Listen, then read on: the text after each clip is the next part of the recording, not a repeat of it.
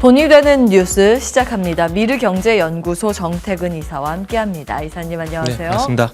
예, 오늘 삼성전자가 우리 시장에 힘을 더해주고 있습니다. 네. 어제는 LG전자가 단비 같은 실적 발표했고 삼성전자도 일단은 어닝 서프라이즈 그리고 조금 전에 발표한 LG에너지솔루션도 어닝 서프라이즈. 시장 분위기 괜찮죠?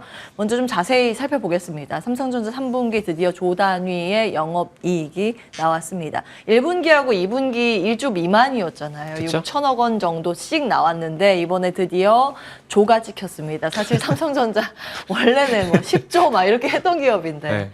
아유, 이제 조 나왔다고 기뻐를 하는 걸 우리가 어떻게 봐야 할까 이제 고민은 남습니다만 그래도 이제 회복 사이클에 접어든 것인가에 대해서 기대를 갖게 만드는 수치가 나온 거고요. 전 연비했을 때는 둘 다 줄어든 것처럼 보이지만 전 분기로 했을 때는 플러스입니다. 다음 그죠? 보시죠. 자, 아무래도 반도체는 여전히 적자일 거라고 추정은 되는데 네네. 그 전 분기에 반도체 적자 폭이 한 4조 원대라고 하면 이번엔 3조 원대로 줄어들었을 것이다라는 추정 그리고 이익을 견인한 건 모바일 쪽이랑 디스플레이일 것이라고 네. 추정이 됩니다. 잠정 실적이기 때문에 세부 사항들이 아직 발표되진 않았습니다. 추정 가능한 부분이고요. 어떻게 해석을 하고 계세요? 일단 뭐 바닥은 찍었다. 더 이상 나빠지지 않는다. 예. 뭐 이런 것들은 확인이 좀 됐다라고 봐야 될 것 같아요. 이게 그리고 야식에서 살짝만 좀 꼬집어보게 되면 가이던스가 조금 전에 여기 2조 2천억 정도 나왔던 걸로 기억을 하고 있는데 그 14개 증권사 평균치를 보게 되면 1조 8천억 정도 되거든요. 맞아요. 예. FN 가이드 기준으로 보면요. 그렇죠. 그래서 제가 이 말씀 왜 드리냐면은 낮아진 눈높이를 상회를 했다. 만약에 기존 예상치인 2조 7천억이 만약에 예상치였고 2조 4천억이 나왔을 때도 과연 이런 반응이 나왔을까라는 그 생각이 좀 들거든요. 항상 시장은 예상보다 더 아니면 줄어들거나 이런 것들을 원하는데 어쨌든 뭐 낮아진 눈높이를 상회를 하게 되면서 어쨌든 서프라이즈라는 어떤 얘기를 만들어냈다는 것들이 제가 봤을 때는 뭐 긍정적으로 작용이 되는 것 같아요. 그래서 지금 삼성전자가 3.4% 정도 강세를 보이고 있는데 단순히 뭐 실적 효과도 있다라고 봐지겠지만 예. 일단은 미국 증시 영향도 뭐 한몫을 했다라고 좀 보는 게 맞지 않을까 봐져요. 일단은 그 중동 리스크가 발생이 되게 되면서 미국 국채 수요가 증가를 하게 되고 미국 국채 수요가 증가를 하게 되면서 어쨌든 국채 금리가 내려갔거든요. 네. 그러면서 필라델피아 반도체 지수가 올라간 부분들이 있고 거기에 플러스해서 삼성전자가 어쨌든 낮아진 눈높이를 상회낸 실적 그리고 그동안 눌렸던 그 투자 심리가 이제는 이제 폭발적으로 다시 뭐 이렇게 기지개를 켜게 되면서 네. 이런 반응들이 나오는 것이 아닌가 좀 봐지고요. 예. 이제부터 가장 중요한 것은 이 흐름을 앞으로 과연 이어갈 것인가. 그게 그렇죠. 숙제인 거죠. 그렇죠. 네. 그러면 앞으로의 방향은 어떻게 설정하고 계세요? 이번에 실적의 네네. 힌트를 보고 나서. 실적만 보게 되면은 일단은 뭐 추세적 상승은 뭐 힘들다라고 봐요. 일단은 그래요? 제가 이 시간을 통해서 누누이 계속 꾸준히 말씀드렸던 부분들이 연말까지 어쨌든 안 좋게 보고 있고 그 터닝 포인트를 한 11월 달 정도 보고 있다는 말씀드렸잖아요. 네. 코스닥 기준으로 보게 되면 4거래일 정도 보게 되면요. 네. 이 810포인트 전에서 상승 하락이 계속 반복이 되고 있습니다. 이거 왜 말씀드리냐면은 이게 어찌 보면 이제 바닥을 확인하고 있는 과정이라 봐야 될 것 같고 그리고 지금 오늘 이제 삼성전자가 4%, 하이닉스가 4%, 에코프롬이 뭐 3% 반등이 나온 데서 너무 그 환호는 안 했으면 좋겠습니다. 아직 7만 전자는 아니군요. 삼성전자는. 지금 예. 6만 9천 원 정도거든요. 그 아마 주말에 그 아시안 게임 한국과 일본의 결승전을 보셨는지 모르겠지만 그때 이제 우리나라 선수가 골을 넣고 황선 감독도 좋아했었지만은 이렇게 진정시켰었거든요. 그래서 일단은 냉정하게 조금 이제 진정을 하고 이게 기술적 반등인지 추세적 상승으로 갈 것인지에 대한 어떤 그런 판단을 좀 하는 그런 시간을 좀 가졌으면 좋겠다는 말씀을 좀 드려보고 싶어요. 일단은 상승의 성격이 좋은 것도 있지만은 하지만 또 이제 체크해야 될 부분도 분명히 있기 때문에 네. 뭐 이런 부분 양쪽의 어떤 이런 요인들이 있다는 부분들을 보게 된다라면은 일단 너무 빨리 환호를 하는 것은 조금 경계를 해야 되지 않을까라는 말씀을 드려보고 싶어요. 환호를 하는 것일까요? 저 정도가 환호일까요? 그동안 밀린 거 생각하면. 그게 제가 그렇게 말씀 이유가 뭐냐면 예.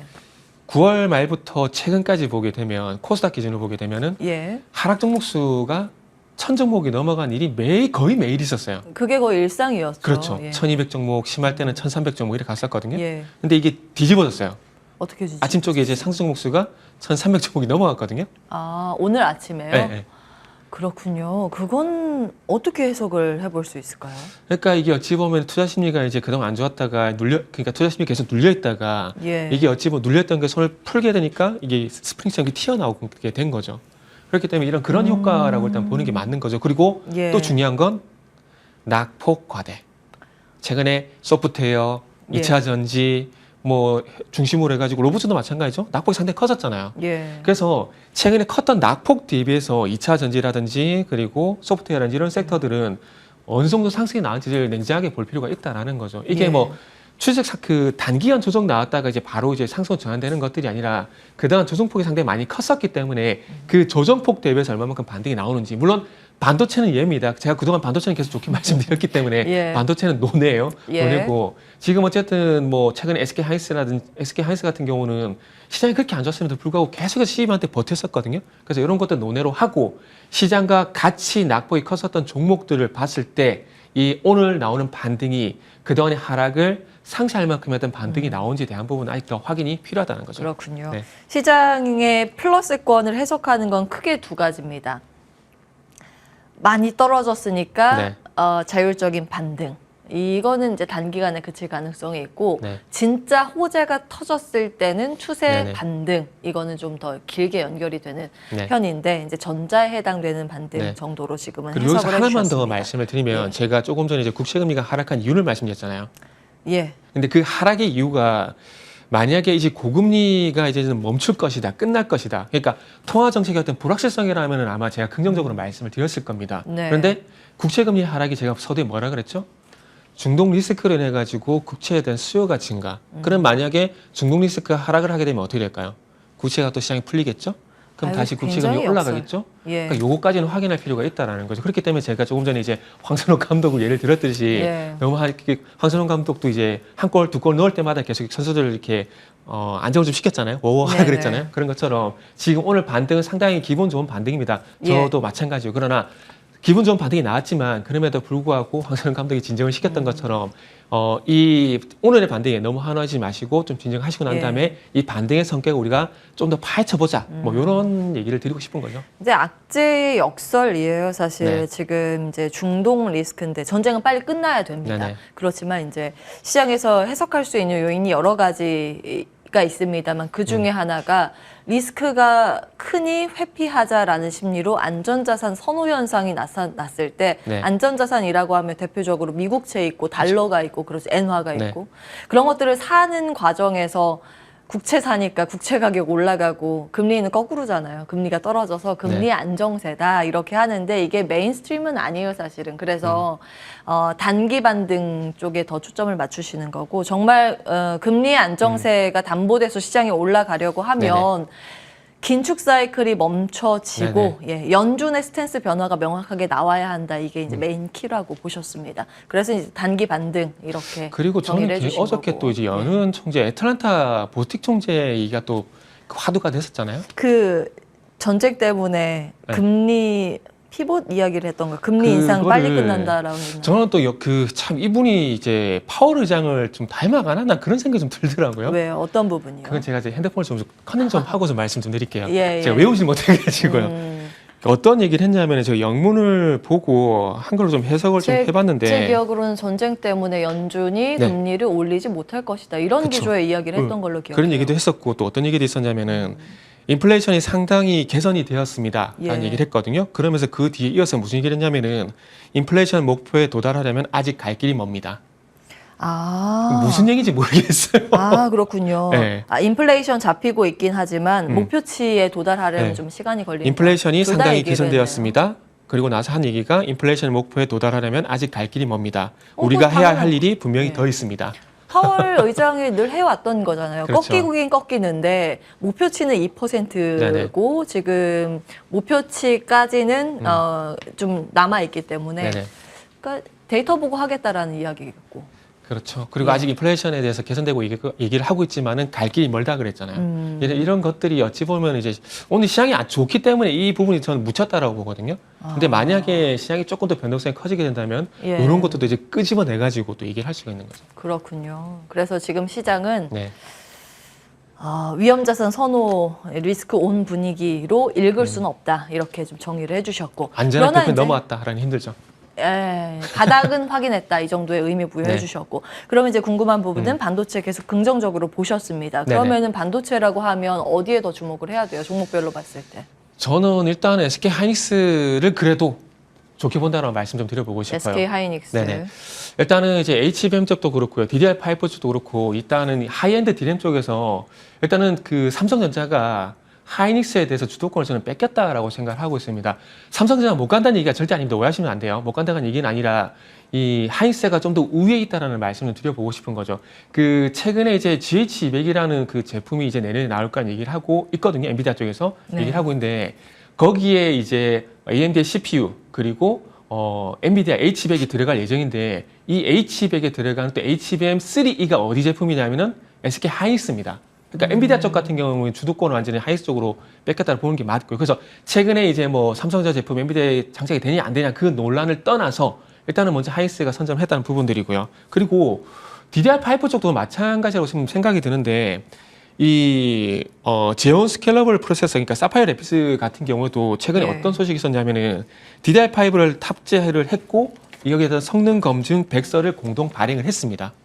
인텔 쪽 CPU 같은 경우도 이제 하이닉스가 좀 더 DDR5 치고 나오고 있다는 거죠. 그렇군요. 네, 그래서 그런 흐름들을 봤을 때 제가 봤을 땐 주도권이 아무래도 삼성전자보다는 하이닉스 쪽으로 넘어갔을 가능성이 높다라고 말씀드리는 거죠. 그리고 하이닉스 대장을 말씀드려서 소부장도 말씀드려야 되는데 소부장은 조금 좀 기다려보고 싶어요. 왜냐하면은 기존에 괜찮은 종목들이 물론 많습니다. 저도 네. 이 시간을 통해서 많은 종목들을 말씀드렸고 최근에 뭐 파도까지 말씀드렸는데 중요한 건 다시 이제 시장이 좋아지게 된 기술적 반등이 아니라 추적 상승으로 전환되고 난 이후에 기존에 좋았던 종목들을 계속 볼 것, 시장이 제가 아닙니다. 시장이 기존에 좋았던 종목들을 계속 볼 것인가? 아니면은 우리가 제가 항상 그 말씀이잖아요. 신상. 또 반도체 쪽에서 신선한 주식. 그렇죠. 예. 새로운 수혜주 이런 것들이 나타나게 되면서 또 그런 종목들 쪽으로 집중할 것인가? 그걸 보고 난 뒤에 판단을 하더라도 늦지 않다라고 보고 있거든요. 그렇기 때문에 일단은 탑픽에 SK 하이닉스를 최상단에 놓고 예. 그 아래쪽에 이제 2등, 3등, 4등, 5등을 그렇군요. 그때 가서 판단해도 좀 늦지 않다라고 말씀드리고 싶네요. 자, 지금 네. 유튜브 채팅창에 아기 반려님께서 네. 그럼 삼성전자는 못 간다가 아니라 덜 간다라는 말씀인가요? 네, 하이닉스 대비해서는 덜 간다.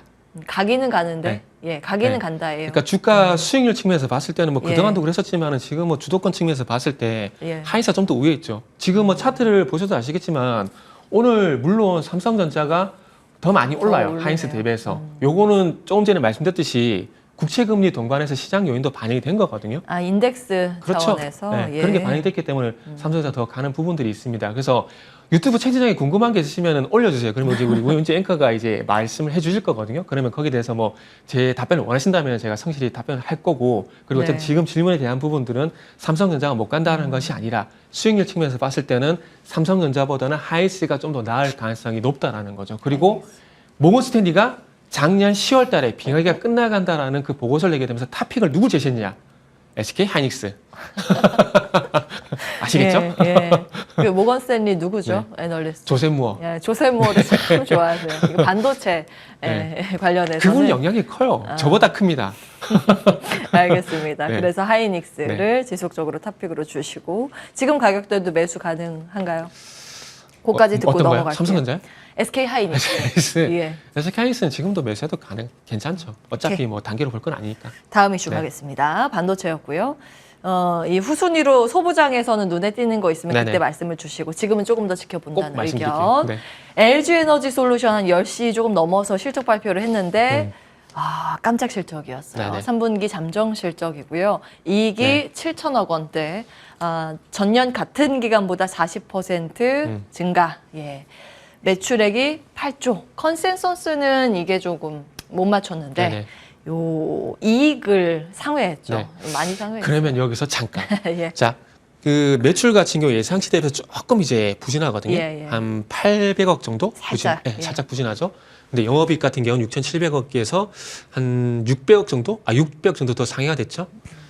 한 죄송합니다. 자릿수 네. 플러스의 일단 먼저 상회예요. 죄송하다 먼저 말씀드릴게요. 예. 뭐 말씀드리면 자 매출은 줄었는데 영업이익은 올라갔다. 이게 무슨 얘기일까요? 제가 솔직히 말씀드리면 LG 에너지솔루션의 실적 내용을 다 보지 못했습니다. 다 예. 보지 못했어요. 그걸 못한 상황에서 제가 말씀드린 게 좀 어폐가 있긴 하지만 중요한 건 매출은 예상치보다 줄어들고 영업이익이 올라갔다라는 건 캐파가 커졌다라기보다는 비용 절감 효과가 반영됐을 가능성이 높아요. 혹은 환율은요? 환율은 지금 있잖아요. 1,300원대에서 거의 이게 변동성이 있긴 하지만은 1,300원대에서 거의 유지가 되고 있는 상황이기 때문에 예. 제가 볼 때 환율 효과는 거의 없다고 봅니다. 그 매출액은 예, 생각보다는 좀 덜 나오긴 그렇죠. 했는데 작년보다는 늘었어요. 작년보다 7.5%. 다음 보겠습니다. 예, 예. 아이고 박하게 점수를 주시네요. 네. 그리고 LG전자는 네. 어제 실적 발표를 했고 네. 실적이 예상을 이것도 크게 웃돌았습니다. 서프라이즈인데 예, 뭐 이렇게 탐탁치 왜요? 않으신가 봐요 표정이. 거의 이 색깔이랑 왜요? 똑같으시네요, 생각. 제 의상이요. 네. 비슷하네요. 네. 예. 어떤 부분에 주목을 하세요? 이 뭐 여러 가지 분석이 있습니다만 네네. 특히 그 마그나 조인트 벤처 쪽, 네네. 그러니까 전장 부품이잖아요. 자율주행 그렇죠. 관련해서 그쪽의 실적에 대한 이제 평가가 후하게 나오더라고요. 그렇죠. 오늘 제가 안티펜을 좀 많이 양성을 할 것 같아요. 아무래도 안티펜 한 10만 정도 더 늘어날 생각이 드는데. 안티팬 많으세요? 네, 제가 좀 많아요. 아. 안티펜도 겁내 많고요. 안티펜도 겁내 많아요. 양쪽 다 많거든요, 제가. 예, 매우 많습니다. 네, 매우 많습니다. 매우 많은데 이 분기 실적 말고 아마 연간 영업 실적을 좀 보여주면은 좋지 않을까 생각이 드는데 왜냐면은 자 2020년도부터 한번 짚어볼게요. 연간 예. 영업이익입니다. 2020년도부터 보게 되면은 2020년도 영업이익이 3조 9,051억이었어요. 그리고 예. 2021년도 같은 경우는 4조 580억. 그리고 작년 2022년도 같은 경우는 3조 5,510억. 그리고 예. 올해 예상치는 3조 9,239억. 혹시 눈치채셨어요? 못 들으신 제가 걸로. 지금 사실은 네. 그 LG 에너지 솔루션 실적 보고 네. 영업 이익률 추이를 좀 같이 붙여달라고 했는데 지금 자료가 없는 것 같아서 네. 지금 예. LG전자 얘기한대요. 죄송해요. 그래서 왜 자료가 없지라는 생각을 하고 있었어요. 일단은 예, 뭐 계속 저 해주세요. 혼자 얘기한 걸로 할게요, 그냥. 예. 3조 9천억, 예. 4조 500억, 3조 5천억, 3조 9천억. 최근 4년간이거든요. 예. 연간 영업이익이 4조 원대를 못 넘고 있어요. 3조 9천억, 4조 원 초반, 3조 5천억, 3조 9천억. 이게 무슨 일일까요? LG전자 얘기할 때 저도 마찬가지지만 다른 전문가분들께서도 나와서 전장 사업 얘기 되게 많이 할 겁니다. 그리고 전장 사업 같은 경우는 이제 그 수주 잔고를 보게 되면 올해가 끝나게 되면 100조 정도 얘기가 나오고 있거든요.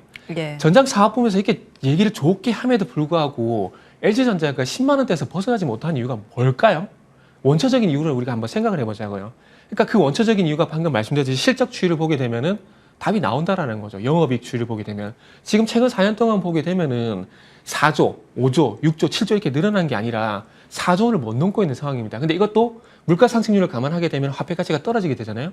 그럼 도리어 마이너스일 가능성이 상당히 높다라는 거죠. 그러니까 LG전자는 저희가 안 좋다고 말씀드린 게 아니라 이런 숙제가 해소가 돼줘야 앞으로 주가도 11만 원이 됐던 12만 원이 됐던 뭐 20만 원이 됐던 갈 수가 있다라는 거죠. 그래서 이 기존에 하고 있는 이 가전 사업 플러스 해가지고 이 전장 사업에 대한 부분들이 어쨌든 영업이익을 증가시킨 요인으로 작용이 될 때까지만 기다려 보자라는 말씀 좀 드려보고 싶어요. 조금 더 그러면 네. 실적 올라오는 걸 확인을 하고 접근하자. 그래서 이제 아이템은 그냥 하이닉스 보십시오. 삼성전자하고요. LG전자에 대해서는 조금 더 기다려보자 이런 말씀 일단은 주셨는데 이거는 제 중립 의견. 그 전장 쪽은 어떻게 보세요? 전장이 이제 사실은 돌아서기 시작했잖아요. 네네. 그 의미 부여할 수는 없을까요? 돌아섰는데 중요한 건 조금 전에 말씀드렸듯이 실적이 안 돌아서잖아요. 실적이 아직. 실적이. 예. 그러니까 수주 조금 전에 수장고 100조 말씀드렸잖아요. 수장고 100조가 육박하는 상황에서 이게 반영이 되게 되면서 지금 분기 기준으로 보게 되면은 1조 원 넘는 게 상당히 쉽지가 않거든요. 뭐 중간에 예. 뭐 계좌적 수요 때문에 뭐 1조 5천억, 1조 4천억이 나오긴 하지만 그럼에도 불구하고 분기 기준으로 보게 되면 1조 넘는 게 LG전자 상당히 쉽지가 않습니다. 예. 그렇기 때문에 전장 사업이 좋고 나쁘고를 판단하기 위해서는 일단은 뭐 수주 받는 것도 중요하지만 저는 개인적으로 결국 성적표 숫자라고 말씀드리고 싶거든요. 예. LG전자라고 보게 되면은 근데 그 숫자를 봤을 때 1조 원대 정체가 돼 있다고 보게 되면은 좋은 건 맞지만은 실속으로 이제 캐시카우 역할은 아직까지 조금 힘이 붙인다. 자, 그러면 이게 핵심 질문이 될 것 같습니다. 네. 전기차 산업의 방향성은 어떻게 보고 계세요. 사실은 이제 전기차가 지금 잘 안 팔린다는 얘기도 좀 들리는 것 같기도 하고 네네. 그래서 산업이 지금 괜찮은 건지 성장성은 점수를 줄만 한 건지 이거부터 좀 정리해 주시면. 근데 이게 매번 좋을 수가 있을까요라는 저는 말씀을 드리고 싶거든요. 예.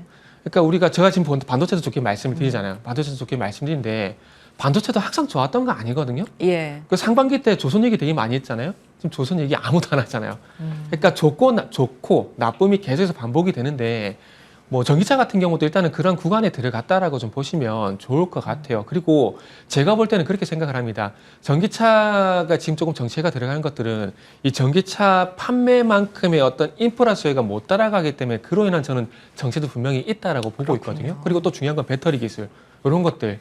이런 것들이 조금 더 이제 진보가 돼야 되겠죠. 그래서 거기까지 좀 시간이 걸린다고 좀 봐지는다고 말씀드릴 수가 있을 것 같아요. 그래서 아직 산업적으로는 뭐 상당히 크다고 봐야 될 것 같은데, 예. 뭐 이제 주가적인 측면에서는 이제 조정 구간에 좀 들어갔다 봐야 되겠죠. 예, 지금 유튜브 채팅창에 전기차 요즘 안 팔린다고 질문이 들어와서 네. 예, 제가 이제 대신 질문을 드렸던 건데 성장의 상승 여력은 충분히 있으나 네네. 그 과정에 이제 진통은 그쵸, 불가피하다. 진통이 있죠. 네네. 진통으로 네. 예, 결론 주셨습니다. 미르경제연구소 정태근 이사와 함께했습니다. 말씀 고맙습니다. 네, 감사합니다.